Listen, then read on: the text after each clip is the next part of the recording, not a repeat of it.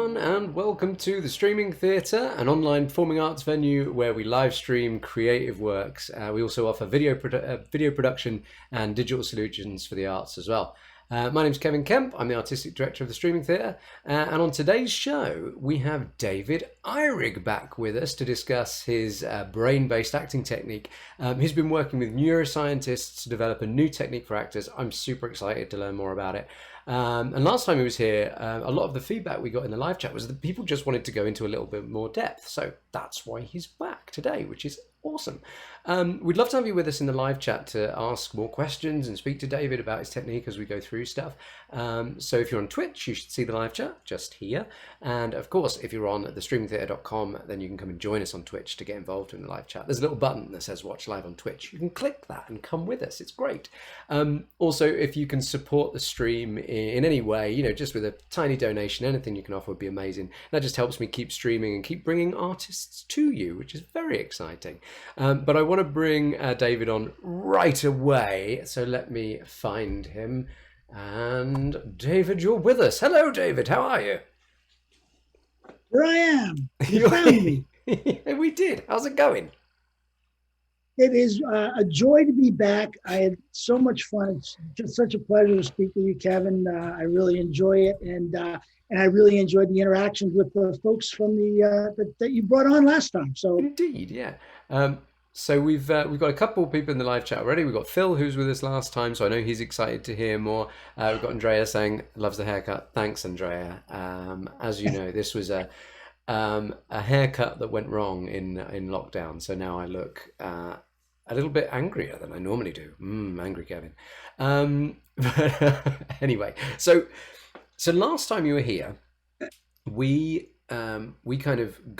compared our two techniques, right? Mine being a traditional Stanislavski bass with Meisner as well. That's my training, and classical rhetoric as well. And we compared it to your technique, which you're building from the ground up, right? You're sort of starting again almost and working with neuroscientists to see what the best way to do it. Is that fair, or can you explain it a little better for everybody? No, I think that's 100% fair. Yeah, I mean, that's what we did. We sort of reverse engineered human behavior from a neuroscientific perspective and said, hey, let's learn what are the mechanisms in the brain that are responsible for controlling behavior. Since all behavior is controlled by the brain, and since the actor's product is behavior, let's learn how behavior is regulated naturally. And can we create applications for actors based on using our natural brain functions in a more effective and more efficient way? And the answer was yes. We did come up with, I think, a very solid methodology. And it's now called the actor's algorithm, 7 steps to embody any character. Nice. Yeah, and I love that, because we've essentially been working with the same acting technique for ages. I mean, yeah, sure, when Lee Strasberg and Meisner and Stella Adler kind of worked with the Stanislavski technique, and they kind of brought new aspects to it. But I do sort of feel like we've been working with that same thing for a long time, and it just makes total sense to use modern science to help us with our technique more, right? Like, that just makes total sense. No, and a lot of people overlook the idea that Stanislavski's technique was based on the science of his day. Yeah, that's how he created it, right? I mean, his theories about human behavior are based on the understandings of human behavior around the late 1800s and early 1900s. And so it's kind of fun. I mean, I always say, if Stanislavski were alive today, there's no doubt in my mind he would be talking to cognitive scientists. He'd be reading contemporary, neuroscientific journals to better understand behavior. Absolutely. So I'm a big fan of what we did. I mean, I basically, copied what he did to the best of my ability today. But it's worth pointing out, that some of that information is based on information that's outdated, and some of it's misinformation today. And I know that can be sound a bit controversial, but it shouldn't be. I mean, the Waltz changed in 100 years. You would expect that things have changed. And to your point, if you think about the acting, the style of acting that existed then, because we have some video, some film of it, it's different, right? Yeah. And then if you look at 50 years later, in the 30s or the 40s, if you look at all the films that won Academy Awards and look at the acting in that time, it's stylistically very different. Yeah. And today, I think more than ever, with the advent of us talking in real time, real live people, that the audience, the viewer, has a more sophisticated a viewing preference for realistic behavior, because we know what it is in today's world and we see it all the time. So, it makes sense that we would update our acting approach. I think that's super cool. And I think style is something that is really worth remembering as actors, because when you think about like musicians and stuff like that, you recognize that somebody has a fingerprint on their style. And I think with actors, we forget that style is an aspect of our craft. You're totally right. You think about, just because it's the thing I love the most, but like Shakespearean acting, even not long ago, kind of in the 70s, it was that kind of vibratoed voice, and that's just so out of style now. People just don't do that, and it feels weird when they do. And when you watch those classic movies, there's definitely a style to all of that work. And so, I think I'm really excited to hear you say style, because I think it's overlooked in our craft a lot. So that's super cool. I do too. I think we couch things in this idea of, realistic behavior, living truthfully in imaginary circumstances, and we think that covers it all. Yeah. But it doesn't, right? Yeah. I mean, the big difference between the Stanislavski approach is that it's all action based, right? That's what I say. And performers today, directors, writers, producers, and actors, when we talk about our craft, we tend to talk in action. And for people at home, I think that it's worth saying that actions can have different vocabulary for different actors. I would say that actions being objectives, tasks, that kind of thing. That's fair to say. Would you agree with that as well? Yeah, that's very fair and important to say. Is that's what I'm referring to? Is that the entire craft, whether an objective is different from a task or an action, but we all talk about them in action words. Yeah. And Robert McKee's book Story is basically Stanislavski for writers. I mean, I apologize, Mr. McKee. You may not agree with me, but he very much talks about what does your character want and how do they achieve it and what action do they take. I mean, but the interesting thing about reverse engineering human behavior is that we look at the model in a different perspective. Yeah. And when I talk to my neuroscientists, they say, well, objectives, I understand that people choose objectives and then actions to achieve, but that's an artificial construct, right? That's a way that they described behavior 100 years ago, but that's not how a neuroscientist or a cognitive scientist would talk about what living truthfully is right now. Right. And I could definitely get into an hour-long debate with you about that in itself, about whether objectives are a naturalistic response within behavior anyway. But I think, so the last time David and I got together, we essentially did that. We compared our two ideas and techniques and we sort of bounced off of each other. And what people said in the live chat is they really wanted to just let David go a little bit and let him kind of show us, instead of just me blathering on. So that's the plan for today. Is David is going to work with me as the actor, and we have a script to look at, and it's essentially the first step what David would do. And it's worth remembering that, of course, David's work is so much deeper and richer than what we would have time to look at here. And also he is a coach, so this is his job. So he can't tell us everything because, we've got to pay him for stuff like that. So this is about him coming on and working with us and showing us that first little moment, that first step in this new technique. So, of course, if you want to work with David more and you like what he does, you can always contact him at brainbasedactor@gmail.com to work out with coaching and training with David and all that kind of thing. So those things are worth remembering as we work today. I think it's also worth saying that I've come into this completely cold because I thought it would be fun to start right at square one. So I don't know what happens next. I don't know what David's first step necessarily is. I also have not seen the script other than just to load it into the streaming software. I've not even read through the scene. I don't really know what's going to happen. So now I hand it over to David. What do we do now?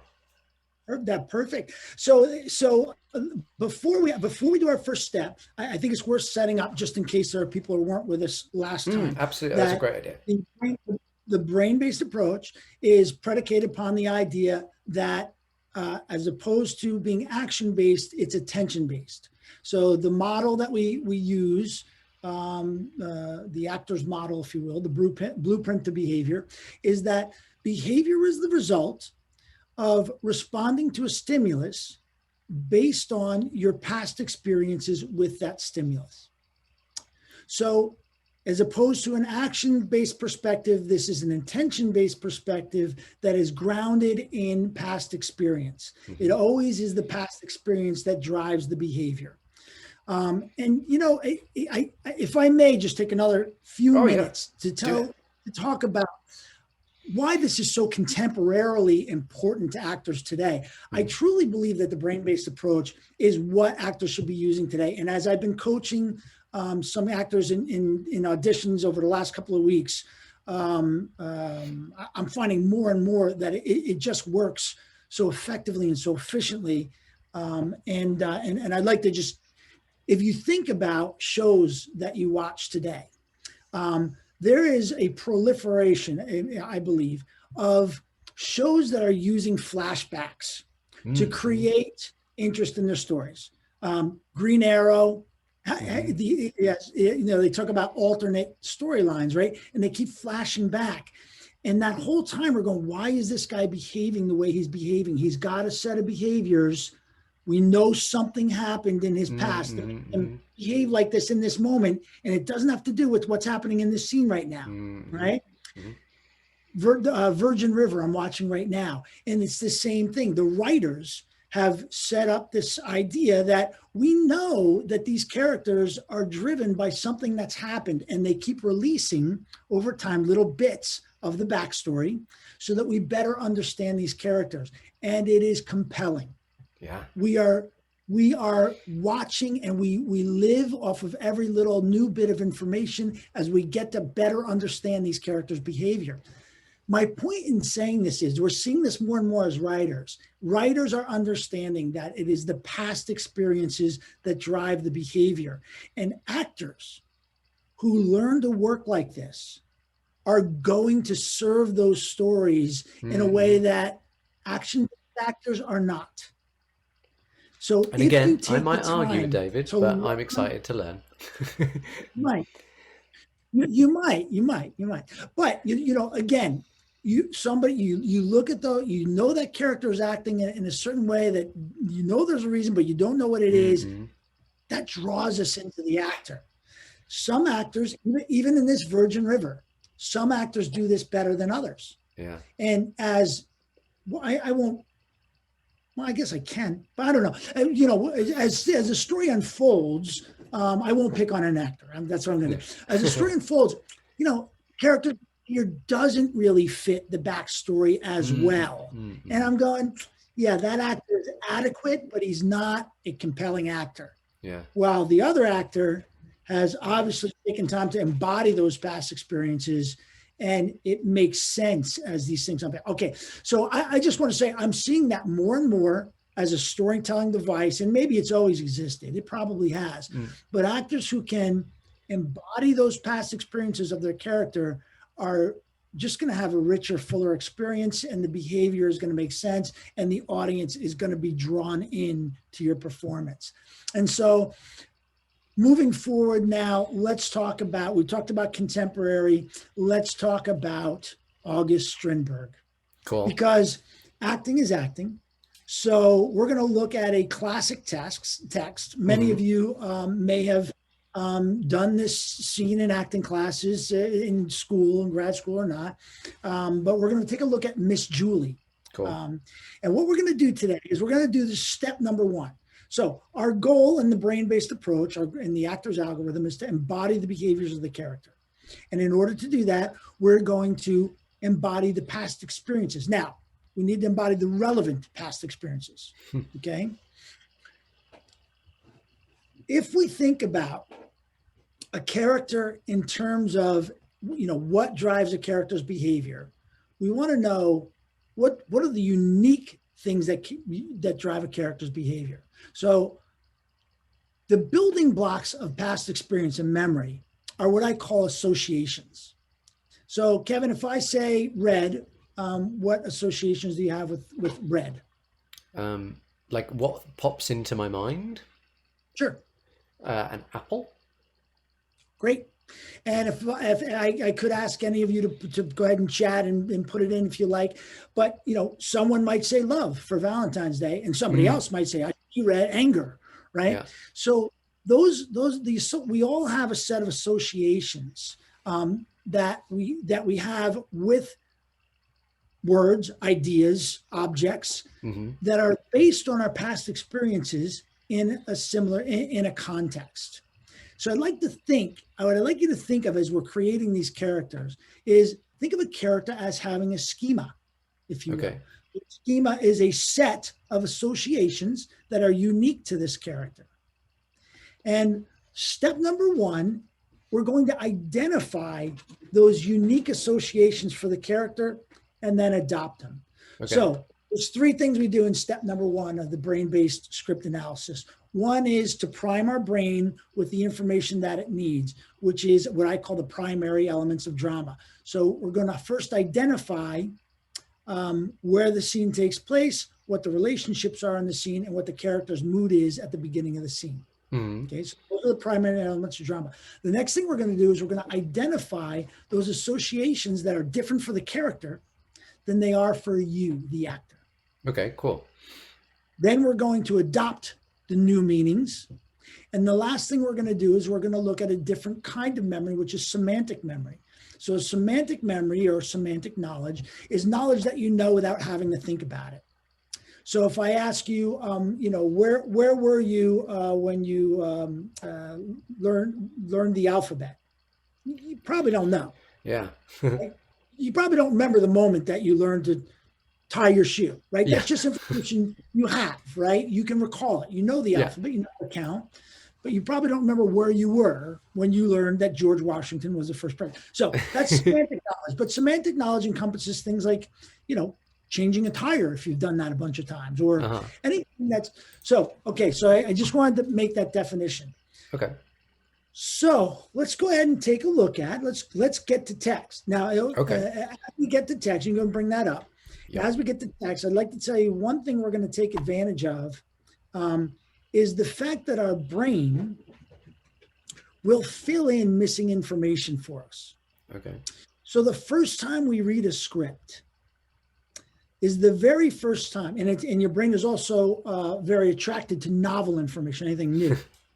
So the first time you read a script offers this wonderful opportunity for you to identify things that you will not be able to identify on the third or fourth reading, because your mind will fill in that information for you. But the first time you read it, you're going to take advantage of this idea in the brain-based approach. And the very first thing we're going to do after priming our brains is to circle those words or ideas that have different meanings for us than the individual. So to do that, do you have any questions about that? Yeah. So when I'm looking for these words, to clarify, I'm not looking for a word that I don't know the meaning of. I'm looking for a word that I believe the character could have a different connection with. Is that right? That's a very good. Of course, you are also looking for words you don't know the meaning of. That would be because if you don't know the meaning, you circle it because that means the character does know the meaning and you don't. So they absolutely have a different connection. Yeah. That's right. Yeah. Yeah. But thank you for asking that question, because that is the common question. Well, I already do that. I look at my script and when I do Shakespeare, I circle all the phrases and then I go back and I look up what they mean. Yeah. Great. But that's not the point of the first step. The first step is to identify different meanings. Okay, cool. because this ultimately becomes the granular component with which you build these characters' memories when you get to the memory design in steps 2, 3, 4. So at this point, so can we? yeah. Yes, go ahead. Yep. So text is up. So everyone is seeing the text on their screen right Okay. now. Oh, great. And so I guess my first question is, at this point, I don't know anything about the character. So how do I know what they might have a different connection to? That would be my first question, I guess. Well, so the instructions are to look at the words, and that's a great question. I think that'll actually become evident in the doing. But Cool.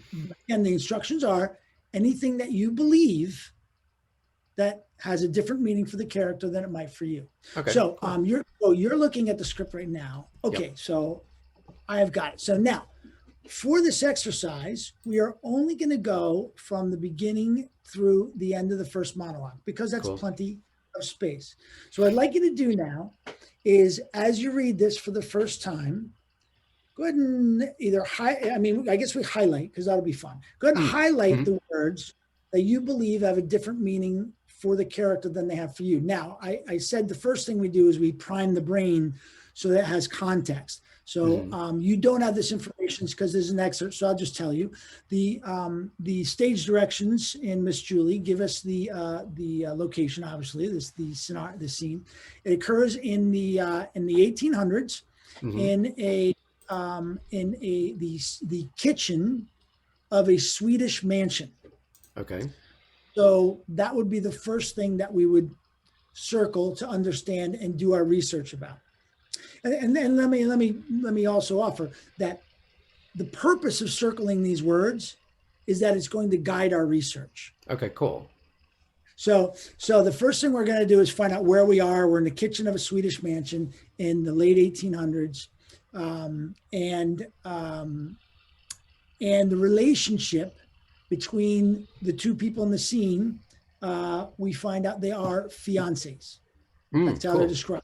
Which is Jean and Kristen are fiancés, and they are servants, and they work in the Sweden mansion. And Jean is the valet, and Kristen is the main cook. Cool. And then the next thing we need to do is discover his mood at the beginning of the scene. We're going to have to fill that in later. But when we get to the association sheet, which we're going to fill in after we go through this exercise, you'll see that information is at the top of the sheet. So we're going to share that in a minute. So first, let's go through and let's go ahead and choose the words that are have a different meaning to you than you believe they have to Jean the valet in the kitchen in the 1800s. Lovely. So I am reading from the perspective of Jean. So it says, Miss Julie's crazy again tonight. Absolutely crazy. So you're back, are you? When I'd taken the Count to the station. So I feel like the Count would have a different association to me. Excellent. For me, a Count is an abstract. I know that a Count is some kind of like person of royalty or some kind of member of the court, but like I don't have any association with that at all, whereas I'm sure Jean as a valet would have a much bigger association.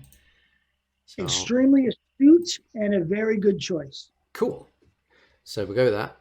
I came back and dropped in at the barn for a dance. So I guess I don't know how excited to be here in my highlighting. Like, I think I know what a barn is, so I wouldn't highlight that. Okay. But like, Fair. Yeah. Okay, cool.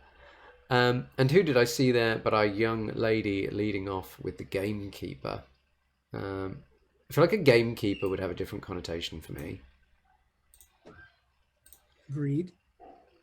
But the moment she set eyes on me, up she rushes and invites me to waltz with her. I feel like waltzing would definitely have a different connotation. I've never waltzed in my life, so... Right. Very good. And how she waltzed, I've never seen anything like it. She's crazy. So I got 3. How do you feel about my... Well, so this is an individual artistic approach. Do you feel like you know what the station is? Yeah, that's a good question. I assumed it was a train station, but again, I bet that has a massively different connotation to how I view a train station. Good. Um, How about dropped in the barn for a dance? The idea yeah, of a dance barn. yeah, I was back and forth on that because I was like, Yeah. I know what a barn is and I know what a dance is, but like, Right. but I'm And sure, yeah.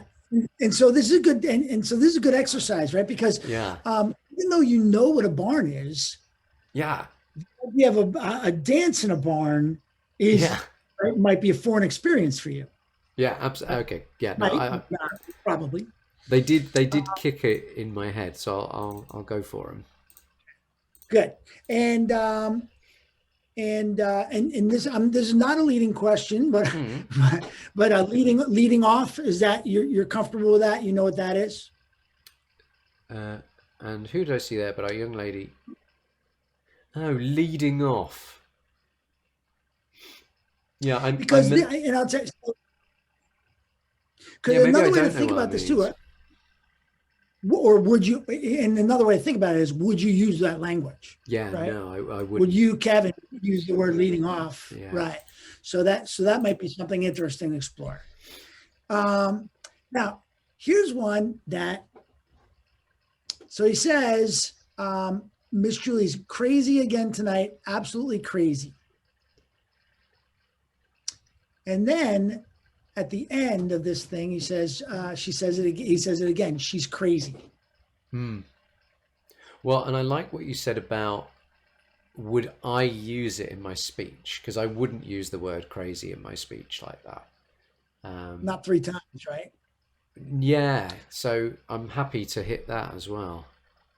Yeah, and I think that's it. That it turns out that becomes a really actually important part of the research. Mm-hmm. Um, so okay, so you get a sense. I mean, it can get really detailed, but now if we were to look those up, I would say now I want you to look up in context those concepts in that time. And so I've already done that, obviously. And so to save some time, Sure. um, we'll go through that. So we've got these words. Let's go ahead and open our association worksheet, if you will. Okay, let's do it. I Associations, get yes. to two.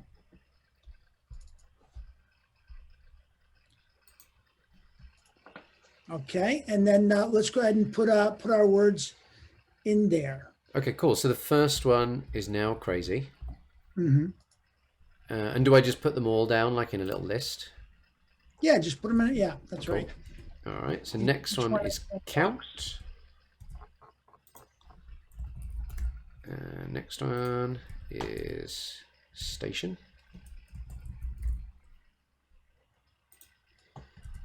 Next one is barn.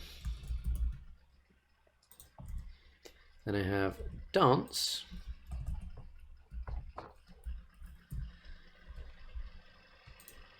And leading off. I'm now going to use that phrase whenever I can. Right. Yeah. Whenever you can, you should work it in. Excuse my dog. Backs. Clearly, Mama's home. Yeah. Gamekeeper. And we have Waltz as well. We've run out of little spaces, but I'll just put it on the next page. Waltz. There we go. All right. Cool. Okay. So, as I pull this up. So when we look up crazy, Yeah. which is one of the first things we do, we find out that in that time and in the literature, can you hear him barking like that? Or? Yeah, but he's all right, isn't he? Okay, we're good. Okay, so I apologize, actors. No worries. Okay, so when we look it up, we find out that Strindberg in his time actually thought that Miss Julie's behavior in this piece was a mental disorder, And Oh, he felt that it was caused by feminism in the day. right. So, right, they actually considered this, that her upbringing, her behavior is very strange, and so Jean probably considers her behavior more than a little unnerving in these Right. cases. So he's not saying it kind of, what would be the word? Like flippantly. It has a Right. much stronger connotation to it than and just like, she's crazy. That's right. Exactly. That's exactly right. And the contemporary sort of inflection of that, the contemporary association would be, oh man, my girlfriend, when I broke up with her, she's great, right? Yeah. But that's not this. This is actually, they believe that she's mentally imbalanced. Okay. What was the next one you had? Was it count? So should I write that Yeah. in Well, there?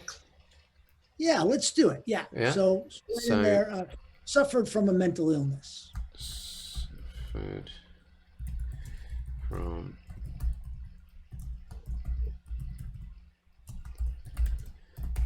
flippantly said. Does that work to write that in as well? Like, Yep. Any note that works for you is what you write in there, just so cool. you understand what the difference is. Okay. Okay. The count. So the count was a title that you had to be born into. Okay. Okay. And if you do a little research on that, it's an authority figure. The count in that time could put someone to death. Right. He had the ability to put someone to death without consequence. So that is how much power a count had. Yeah. In the 1800s. And I must you say, had to be born. I think it's worth saying, I didn't prearrange these words with David beforehand. The fact that David has these words highlighted for himself is funny. It shows that it's not just like randomly picking words. There's logic to this, and there is, yeah. Right. Yeah. No, good point. That's a very good point. And I find the same thing when I do this exercise with new students, that, you know, when I teach the class, we end up agreeing on a very similar list of words. Sometimes they pick additional ones. Sure. But okay. So leading off is taking control of a dance.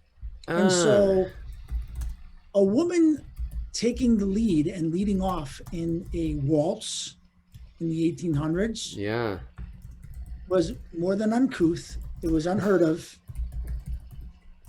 And that was what the man was supposed to do. So this is an extension of her mental illness, that she would do this. And who does she do this with? Do we have the gamekeeper? We forgot the game. No, no, gamekeeper's down here. He's on the next page. Oh, okay, good. So so I'm skipping around. I'm sorry about that. So the station, the station of, the station is what you thought it is. It is the train station, and the count is leaving for a few days. We found out later. But it's worth looking up what those things looked like at that time. Yeah. If you can create a memory about it. So you can kind of get an idea of, and it'll become clear when we talk about this a little further on, why that's important, okay? Cool. That one doesn't seem as important right now, but it really can be very informative. Okay, so the barn, if you look up barns of that time, you'll see that that this was where the commoners often had their dances, and this is another one that is super informative when you see pictures of the three fiddlers standing in a barn while all the people are circled around the outside watching these dances. Yeah. But I guess what's important is it's for the commoners. Okay. Okay. Yep. So you could even and then what was the dance of the time? Now we have waltz later on, and we know they're waltzing. The one thing that's pretty interesting about the waltz in this context. So once again, that was a dance for commoners at the time. But if you look up pictures of the waltz, and you might even be able to easily envision this now, it's a very uniform dance. Everybody moves at the same time, and it's a very elegant dance where everybody's moving at the same time. Cool. So imagine Miss Julie being absolutely crazy and leading off in this dance where everybody else is the same, you get a better idea of what her sort of state is during this Yeah, time. you're right. Because if you think of a club nowadays, somebody being like out of their mind and all that kind of thing, that's not unexpected. But you're right. If we think of kind of a traditional, yeah, as you say, like a uniform, a dancer, everybody knows what they're doing, and then suddenly this person's coming in and going against social convention, it becomes much more shocking. So yeah, That's that's right. cool. Yeah. And then the gamekeeper. So gamekeepers would, their jobs were to train the hunting dogs, and they had to guard against poachers on a property, on the Mm. estate. So it would be uncommon for a gamekeeper to enforce keeping the riffraff off the count's property by shooting them. Wow. They were kind of a rough bunch, and so here she is, not only leading off at the dance, she's leading off with the gamekeeper, Yeah. the roughest guy on the space. That's of course beholden, because what we find out later, Miss Julie's the Count's daughter, right? So this is the Count's daughter leading off with the roughest guy. Okay, Yes. so Okay, that's cool as well. Yeah. right, yeah. So we get these pieces now. So now we have a lot more information Yeah. about what's happening, simply by identifying those things and then allowing those meanings that are different to inform our research. Mm-hmm. And now we've done our research. So the next question is, how do we embody those meanings as our own? Yeah. Okay. And we're going to use a simple technique called reframing. So reframing is a technique used in psychology still today, in talk therapy and in other interventions. And you redefine the context. So, my brother hates me. He always treated me poorly. And then the therapist would say, well, can you remember a time when he didn't treat you poorly? Because you said he always can. Yeah, well, no, yeah. I mean, there was that time when, he helped me with my homework when we were young and I passed my test. Oh, no, you reframe and they go, well, I guess he didn't hate me, right? Okay. Yeah. So it's the same thing. You're redefining the context for yourself, but the context for us as writers, or as actors, it could be as writers too, by the way. Yeah. So a great way to create story. But the context is the imaginary world. Sure. So we're simply going to ask ourselves, what meaning would this thing have for me if I was in this situation? So if you were the valet for the Count, yeah, and what meaning would the word crazy have for you? And another question you could ask is, what would have to happen to you in these imaginary circumstances for you to adopt this meaning? Yeah. But in this case, it's probably just simpler to say, what meaning would that have for you if you were in this situation in this time? What would have to happen for you to adopt that meaning? So I guess what we're saying is that in the time, the word means suffered from a mental illness, and it's not used flippantly. So I have to kind of think of what would have to happen to me for that word to be used in that way. Am I understanding that correctly? Well put. Better put than I. So I guess if I saw people acting in it's kind of a weird thing to get your head around, because in order for the word to have that, adopt that meaning, you have to see people using that word to describe that behavior. Am I thinking about this wrongly? No, not at all. No, Okay. I mean, so this is you as an individual, as an artist, as a creative, working out how you are going to adopt this meaning. And I will say, if you did have the benefit also of seeing the pictures while you did the research, so you saw what you saw what people dressed like, you saw, the images do start flowing a little quicker. Yeah. And the ideas, So yeah, I would have to see and I guess and for the sake of the people watching at home, this is an imaginary circumstance, so I'd have to see this woman coming in here acting out of sorts. This is not what Kev believes. Just to say, anybody can act how they want to act, but yeah. So That's right. but I guess seeing a lady act against a societal norm of that time, and using that word to describe it. Am I doing this right? Sure. Yeah. Yeah, absolutely. I mean, let me ask you, do you have is there a certain feeling that you get when you think about this crazy behavior? When you think about this, as you're using your imagination to come up with this time when you saw this crazy behavior and it struck you as truly disturbing because it's mental illness, right? Yeah, I feel like I would almost have to go further with my imagination in order to make it land for me today. Do you know what I mean? Like, I'm not shocked by a lady coming into a room and acting somewhat rambunctiously. So, Right. so should I go further with my imaginative idea? You do what works for you, but what I would ask you to do is to imagine it as the character in the character's circumstances. Okay. So I mean, what three things might you witness her do when she didn't know you were looking? Sure. Right? So, her running up to the gamekeeper.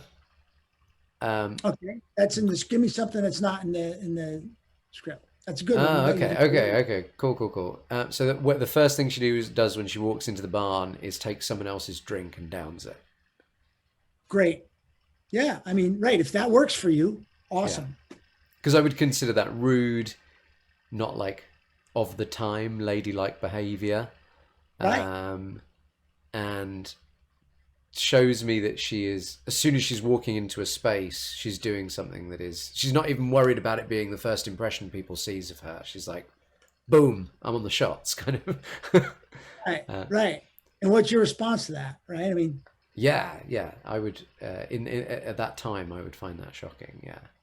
Yeah, and that's what we're talking about. I mean, Okay, cool.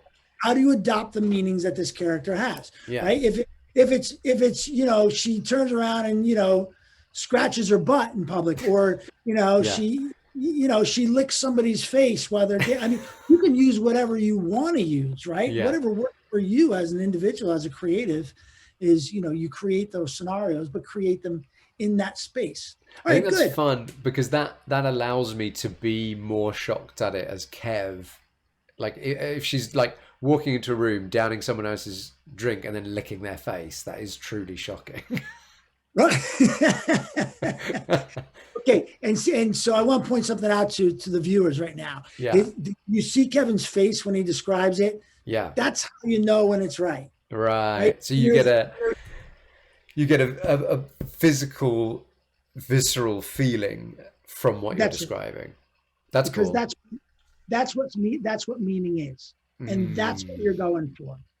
You're using a reframe so that you get a meaning that is impactful to you viscerally, so that there are sensations that you experience as a result of adopting these new meanings. That's super cool. Okay, so do I write that in that little box?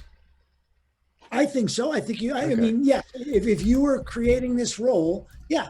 I mean, write what works for you so you can remember it.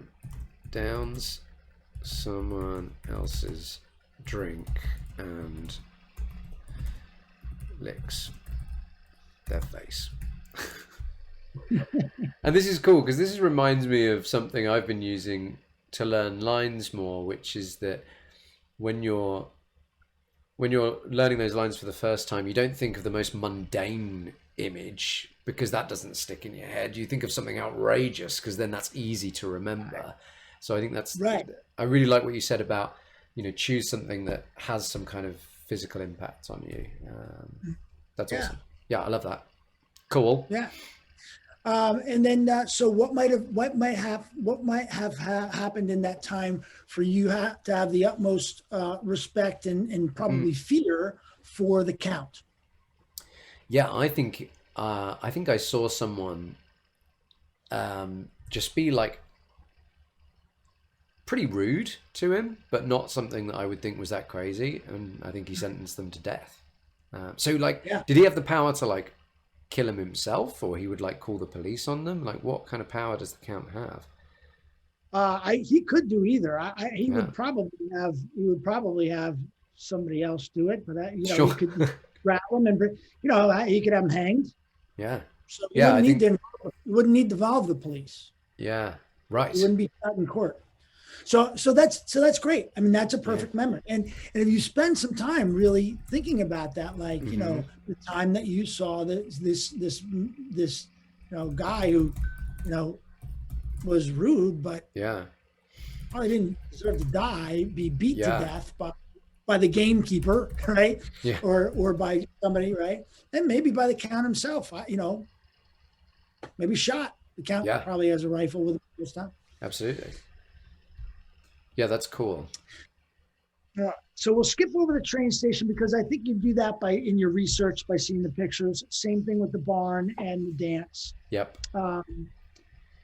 So leading off, right? Yeah.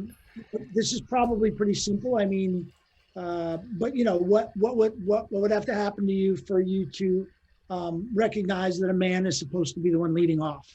Yeah, I think or recognize what behaviors leading off are, maybe even.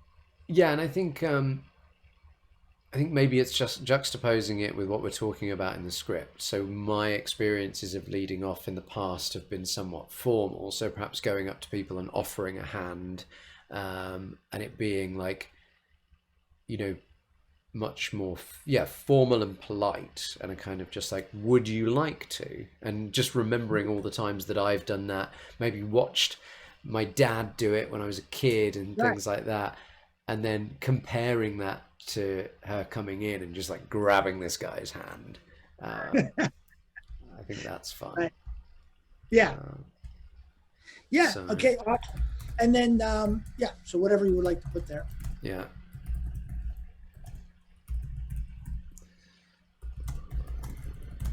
And do you see this reframing as it's useful to think of something specific? Like, for example, the thing I've just put there is quite general, all the times that I've formally offered my hand. Or would it be better to choose something specific, like that time that I offered my hand to my fiance? I love that question. And you know what you're really discussing is the difference between episodic memory and the semantic memory that we talked about earlier, right? Okay. Done it so many times. So, again, I leave this to the artist. So which one works best for you? If there was a specific time that you remember, that seems to work better for you as an artist, and you use that. But I also would think it would be perfectly acceptable to allow it to be the sum total of times, that is just the way that it's supposed to be done, because that's the way your dad did it. That's the way all the other people do it. That's the way you do it. Cool. So so that's open to personal interpretation. I think you're right. And just me as an artist, I always prefer to look at specific things because that's just the way my brain works. But you're open to people, whatever makes them feel it the most, kind of thing. Yeah, not only am I open to it, but Kevin, I've told you that I'm working with the data capture. I've been using sense capture neurological data, and I've been doing assessments, what I'm calling imaginative assessments with actors, and it just drives home that we all think differently. We all imagine differently. When I do 12 people at a time, I'm talking them through the exact same assessment. We're talking about the same things. And you get 12 different charts, 12 different graphs. So we all use our brains very uniquely. I can't, that is such an important point, that to understand that you use your brain the way you use your brain. And so use it that way. Use it. Don't try to fit yourself in the way somebody else might do it. Yeah. And to anybody watching at home that wasn't here for the last one, this is something that's so cool. So David is using devices to capture our physical responses to what's going on in our minds. And so rather than speaking somewhat ambiguously and being like, I don't know, how did you Did you feel that last run, or how did you feel at that moment, which was meant to be this big emotional moment in the scene? And instead of us talking like generically about it and being like, yeah, I think I felt it more that time, you're using like actual data of their physical internal response to go, well, no, you hit a 10 that time, Right. and you can compare that to the last time they did it with actual data, right? That's right. Which is so cool. We're looking at real-time data that represents neurological attention and emotional resonance in any given moment. So super useful for the actor. Super useful. And you've said that we might even be able to do that on a stream sometime, right? It's like hook someone up to that device and just poke them and see what happens.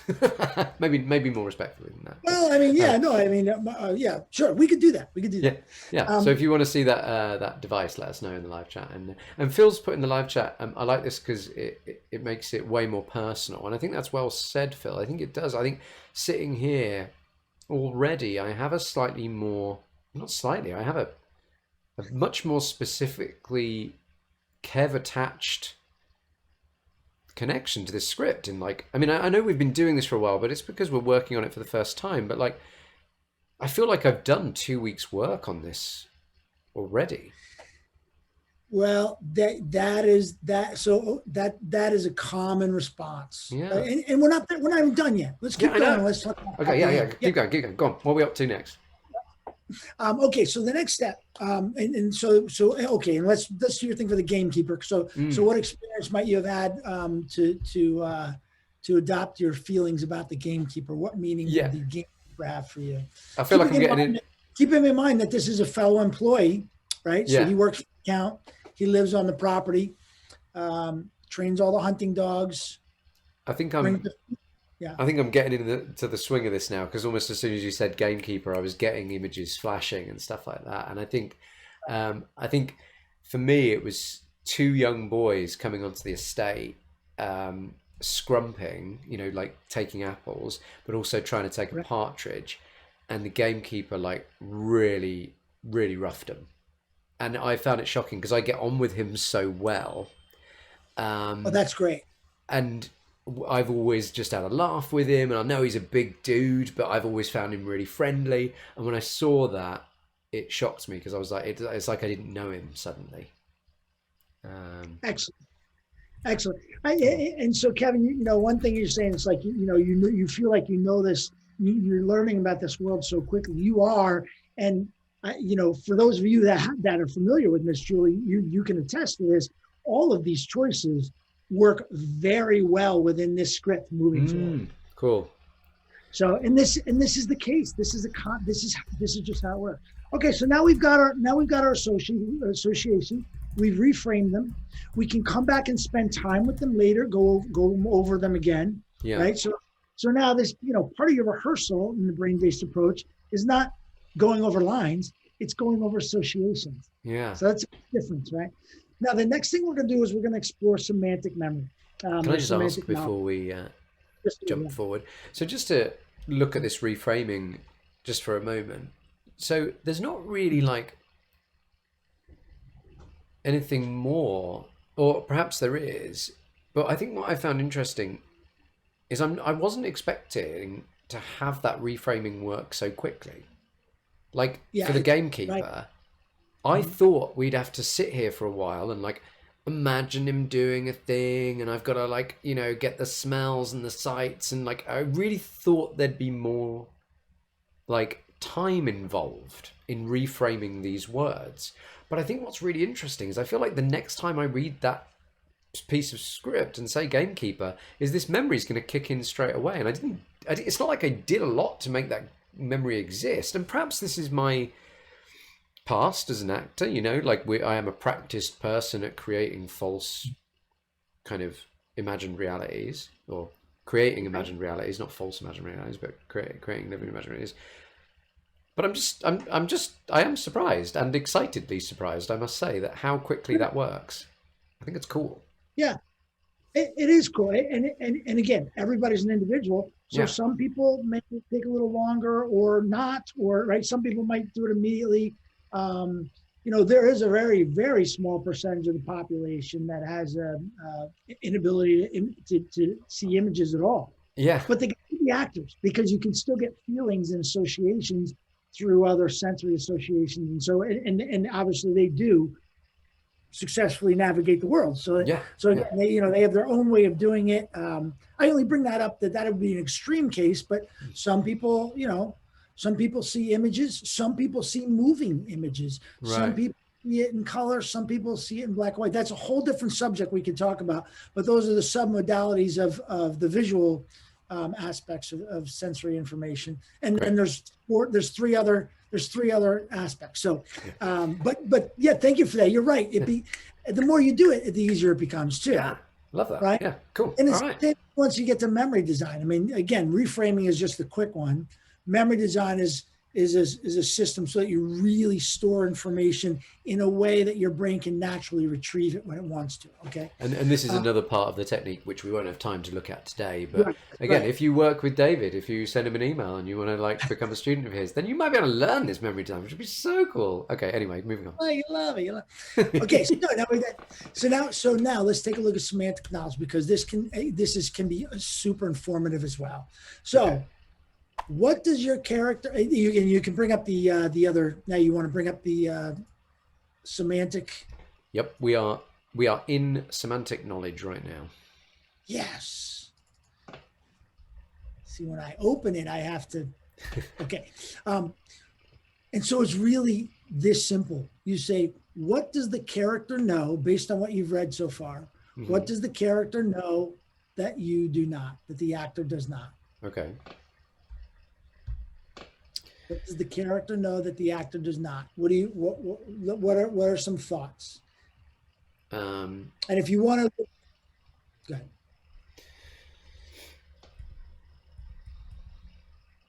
And again, this is knowledge such as like counting to 100, like things that he automatically knows. Oh, so he it's doesn't not have- necessarily something within this scene. It's like something more general. Yes. So again, this is knowledge that you don't have to think about to know. So what does he know how to do that you don't know how to do? Or what does he know about that world that you don't know about that world? But it's Sure. a distinction, not what does he know about, a character or what happened in his past. This is what does he know about just general semantic knowledge. Okay. So what does he know how to do that you don't know how to do? Waltz. Exactly. Um, And Kevin, once again, this is the thing that these are the things. This right? It's the easy thing to answer. We always come up with the same answers when we do this exercise. I want to be original. Yeah. No. Okay. I think what it is to work on an estate, if that works as a statement to say, I don't know what that means at all to be on an estate. That is excellent. That's an excellent line of thought that will serve you very well in this role. Okay, So cool. what does it mean to work on an estate for account, right? Yeah. Something else that I'd like to bring up to the viewers at home. Isn't David an encouraging coach? Isn't his positive language just makes me feel very happy as an actor? Anyway, moving back. So keep on thinking along those lines. Okay. That's a really, really good one. How to hunt? Maybe? Maybe. Yeah, maybe. I mean, I don't know that Maybe not. actually does. I don't know that he actually does any hunting. He's probably not rich enough, actually, thinking about it. Well, he gets his meals in the servant's kitchen with the other stuff. Okay, cool. Maybe how to make a fire. Okay. Now let me also redirect you that, and this is my bad for not Please doing do. it earlier. But all of the information that we use in the brain-based approach is relevant information. So That's fair. I didn't say this earlier. So saying to make a fire is, an answer to my question, but I would redirect the question by saying, what does he need to know that affects his behaviors in this scene. That's very well said. Otherwise, we could be here for a Right. whole year.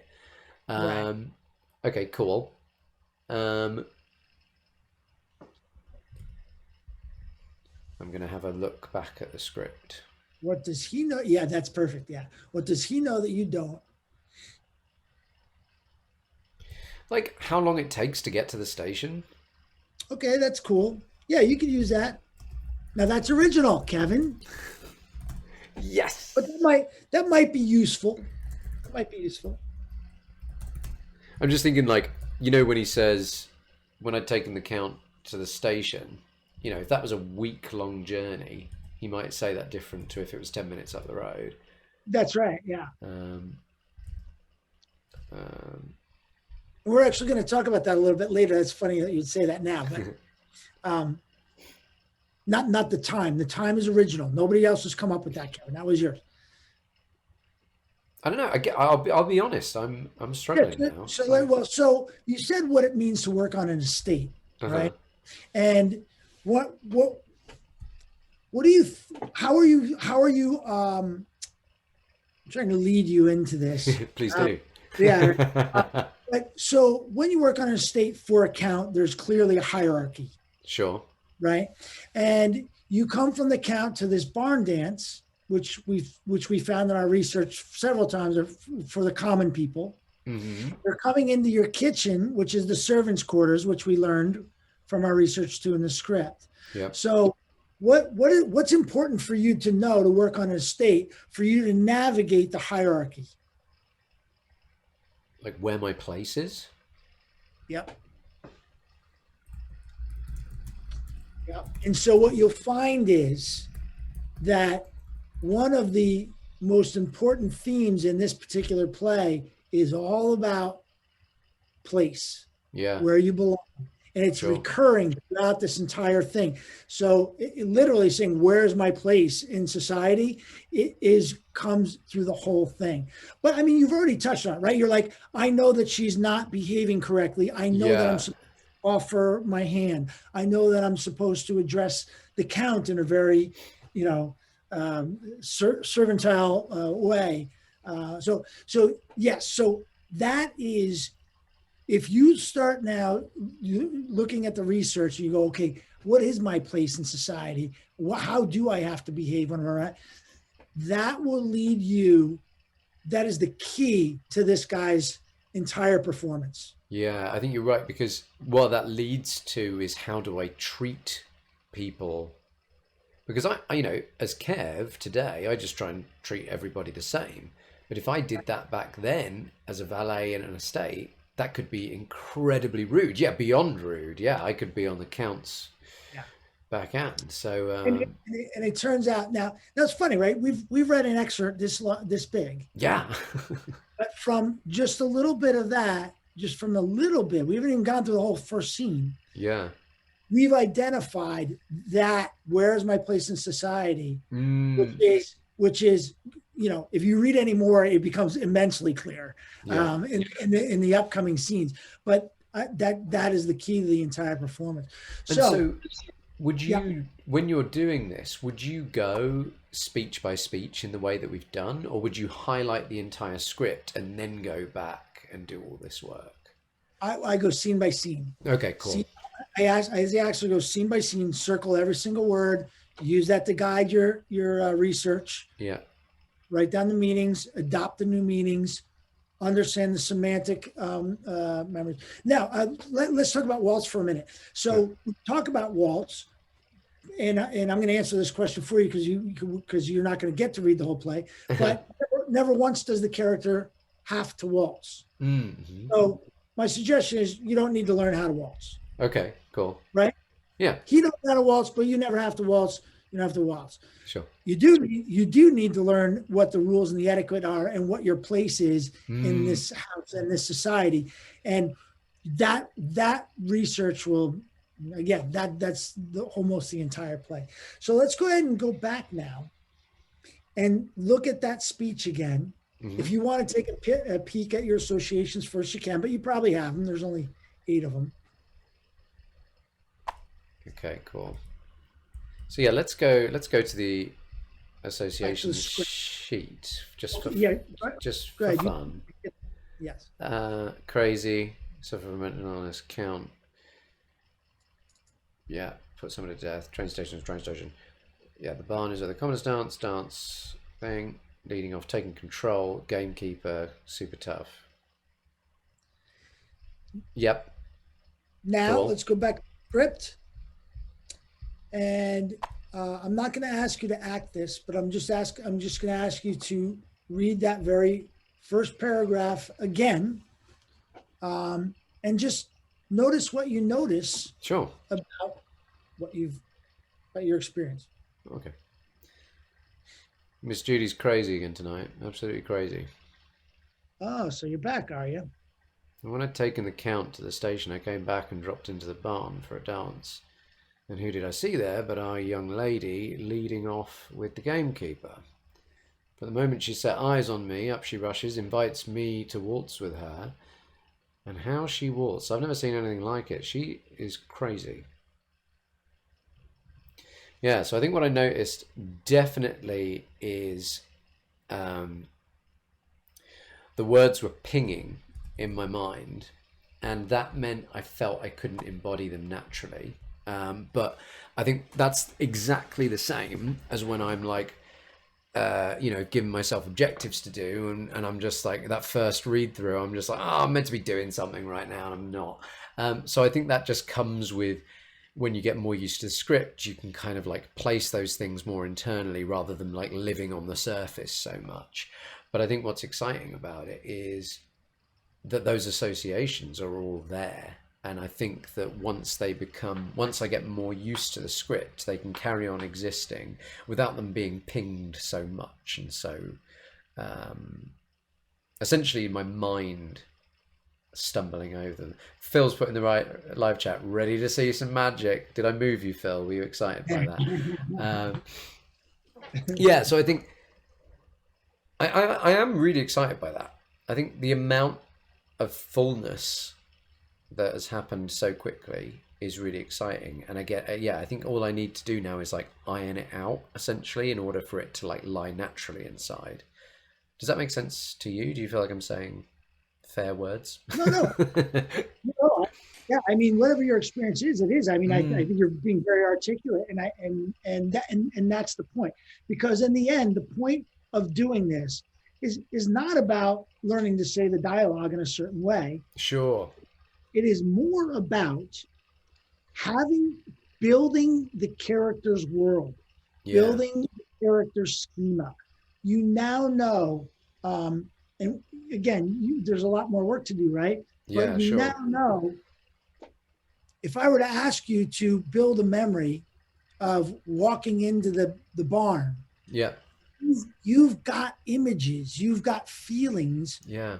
that are directly applicable, and they are the characters. So those memories are going to be very easy to build. I think what's nice about it as well is, and I want to preface this statement with the fact that I've not studied the method. So if there's any methods out there, please don't be offended by anything that I say. But from talking with colleagues who practice method, when they're living in character in order to essentially build these associations that you're talking about, I think the problem that I have with that is that it can start blurring the lines of your own reality. Whereas by working with this on the page, rather than like living it day in, day out, you're still able to separate your own reality. You're still able to go to work and leave it at work, rather than coming home and having to stay in that character's mind all the time. By using this on the page, I'm able to reframe those ideas, take those ideas internally and use them for the character. But I can leave them at work. It feels healthy.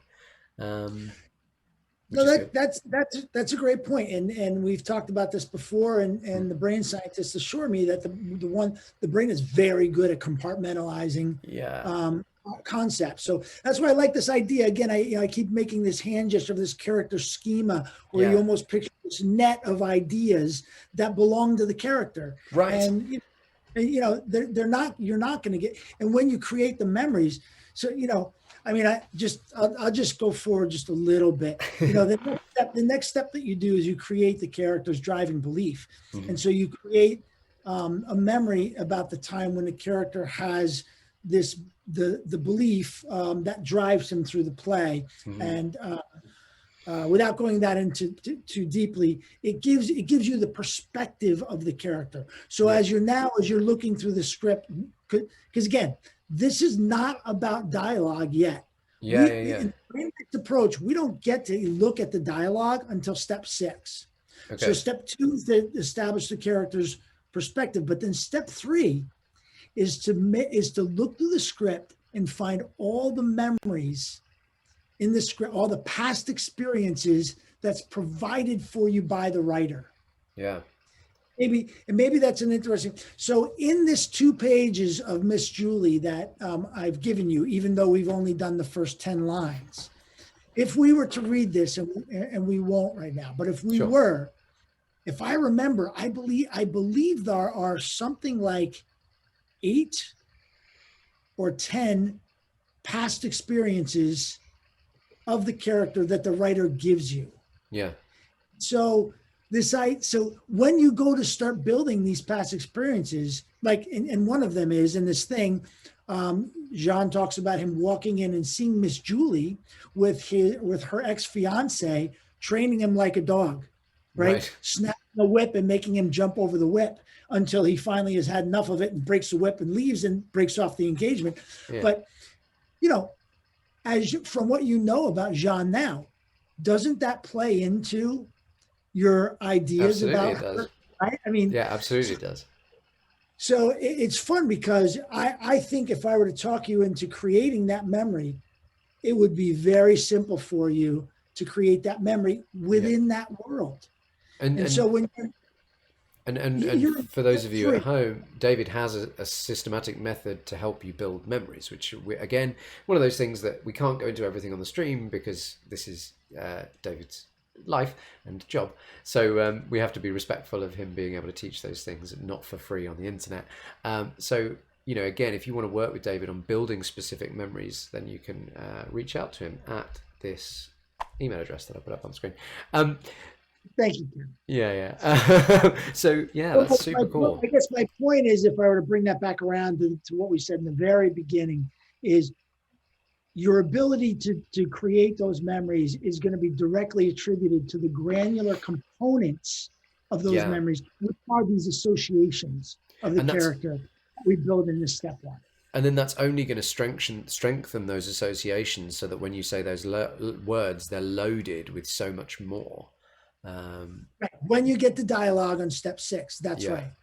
But for now, again, the purpose is embodying this character's experience, right? We want to be able to allow this character to spontaneously behave in these imaginary circumstances. Mm-hmm. And the only way you can do that, the only way you can allow for unconscious behavior that's not your own to emerge in response is to build this new character schema where the character has meanings for things that happen that affect his response or her response in the scene. And that's what you're working with. So again, we're talking about Strindberg, but this could just as easily and very effectively apply to much of the contemporary work that's being created today. And classical work too. I mean, my heart and soul lives inside of Shakespeare, so I could absolutely use this inside of Shakespeare. It doesn't contradict any kind of classical application of rhetoric, and it also doesn't contradict anything inside of objective-based acting. So if you wanted to still have your objectives and your actions, I think you still could, and you could still implement this work. So I think it's really cool because I think that it's just gonna augment anything that you already have in place, right? It's super cool, man. And for everybody at home, this is my first time kind of experiencing this little step, and it's really exciting. I think it's really cool. Yeah, thank you. No, I mean, I get excited about it, and it really is fun to see an actor go through this process and the epiphanies and the, it's kind of the same thing. It's like, this is it's so simple. Yeah. It's right. I do this, this, and this, and this, and it works. Yeah. And it's quicker than what I used to do. Mm-hmm. And it's more effective. And Yeah. I guess we'll end on this too, because I think this, I was coaching an actor recently, and we got a script, and we've all had this experience. We get one scene, we get this, right, something from the director, a note sometimes from the casting agent about what this thing is about, but there's so little information. Sure. And so the only thing you can do in that case is to be yourself, right? Yeah. And that's not a bad thing. There are plenty of roles where you should play yourself, and there are plenty of actors who make entire careers out of just playing themselves. But if you want to embody a transformative character, this is the steps you can take. Well, we got this thing, and I read this scene, and it was a secondary character, and it didn't. I didn't know. Whether they're looking for a look. What can I make sense of? But they gave us the storyline. And when they described the storyline, it said something like, this is a character who's trying to make sense of how holding on to things from his past keeps him back in his life. Yeah. And that's all we needed, because that's how we could just say, okay, let's create the driving belief around that. Yeah. What happened to this guy's past to make him make the decision that holding on to things keeps him, holds him back in his life? Right. And the actor came up with a thing, and boom, all of a sudden, he embodied the scene in a way that I don't think we would have if we were making what I consider to be more arbitrary decisions, like, well, what is the character doing in this scene? Because we just don't have enough information to know what the character wants. Sure. If anything, in a scene like that. Yeah. So I think you're right. I think when we are given those tiny snippets, you have to, in order to make interesting choices, you do have to kind of like come up with something so much more than what is happening in that scene. And also you have to give yourself something weighty enough to invest in. Otherwise you feel a little silly. I think there's this idea that actors are these incredibly confident people that suddenly can walk up and just do anything at any time. And I think actually the best actors are somewhat shy, and what they need is enough to invest in order to be believable. And I think what's exciting about your work is that it gives us almost that excuse to invest, and that ability to invest in some deep work so that we don't feel shy when we do our work. And I think it's cool. Yeah, it really, I mean, that is the other comment that I get from people go through the training is, it's given me so much confidence. Nice.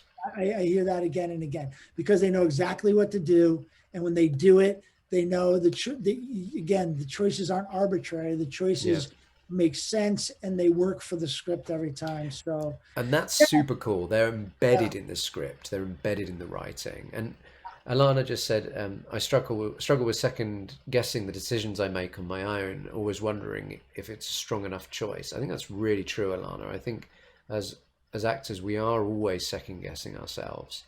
Mm-hmm. But what's cool about this, David, is it's embedded in the text. We're going with the writer. If you're looking at the text through the perspective of where's my character's attention and what is the past experience that drives the behavior, it's always there. Yeah. It's always there. Super cool. If you're looking at the text and saying, what am I from an action-based perspective, what am I doing? Well, there could be 30 things you're doing, right? Yeah. Well, I could jabber on about this all night, but we probably should call it a day there. Probably should. That's right. Yeah. Yeah. Well, thank you so much for your generosity, David, in sharing this, just this first step in your technique. It's really generous of you to come on and share that with us. So thank you so much, mate. That's awesome. You're welcome. I hope it's valuable, and I hope that actors find value from this step. Even if you start with this step, you'll find, just using this step, I think you'll find value in just using this step and then doing whatever else you like to do. I agree, I agree. But if you would like to find out more, you can reach David at brainbasedactor@gmail.com. I'm sure you're happy just to, if people just have a couple of questions about how it works and all that. Any questions, emailing me any questions. Also, I've got a Facebook page, Great. Brain-Based Actor. There's a website that has a blog that has some Cool. articles. I've got a YouTube channel with some videos. Oh, great. I highly recommend it. I have all of the original lectures from the Science of Acting class at UCI. Cool. So these are world-renowned researchers like James McGaugh talking about emotion and memory for the actor. So there's lots of resources that are all available to you, and please take advantage of them. And please call me or write me with any questions, and I'm happy to answer them. And if you're looking for those links, if it's all right with you, David, I'll post them on the Streaming Theatre Facebook, just so people have an easy way of getting to them. So if you can give me those links, and I'll just put them out in a post, and people can find them. And let's do this too. If you'd like the worksheets, go ahead and email me, brainbasedactor@gmail.com, and I'll send you the worksheets that we used in today's presentation. Amazing. That sounds great. Reach out to David. He's awesome. I'll post his link so you can find out more about him. Thanks so much for watching, everybody. We've got probably things will start again in the new year as the holidays are coming up. I might not be able to stream as much. And so, yeah, we're probably looking at the new year, but lots going on in the new year. So that'll be exciting. Tell me what kind of art you want to see online on our social media. You can see it all below me. Reach out to me on social media and I will get some gigs going on, some play readings and stuff. Let me know what you want to see. Thanks again, David. So lovely having you here. Thank you, Kevin. All right. And goodbye, everybody. Have a lovely evening. See you soon. Goodbye.